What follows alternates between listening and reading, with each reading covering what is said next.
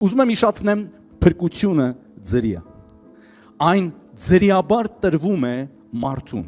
Ոչ մեկ ոչ մի բան չի կարող անի փրկությունը ձեռք բերելու համար, դա Հիսուսի առաջ շնորհքն է, ողորմությունն է։ Հիսուս Քրիստոսը փրկության պատասխանատվությունը վերցրել է իր վրա, ասում է ինձանով է փրկությունը, շնորհքով է, իմ արածի պատճառով է։ Ես քեզ փրկում եմ իմ սիրով, ես քեզ փրկում եմ իմ շնորհով, այսինքն փրկությունը նրանից է կախված, ոչ թե ինձանից։ Ես ընդհանրապես այն պետք է ընդունեմ։ Եվ փրկությունով է սկսվում հոգևոր կյանքս երեր։ Փրկությունը ձրի է, բայց ոչ նրա ներկայությունը։ Նրա ներկայության համար ես գին պետք է վճարեմ։ Նրա ներկայության գինը սրբությունն է եւ փափագն է։ Եթե ես այս գինը չվճարեմ, ես կարող եմ ունենալ փրկություն, որտեղ դա նրա ողորմության շնորհիվ է, բայց այդպես էլ իր ներկայությունը չզգամ ինձ վրա։ Հոգևոր աճը իր գինն ունի, ճիշտ բնավորությունը իր գինն ունի, սիրներ։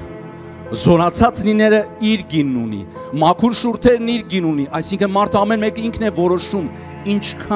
ինչքան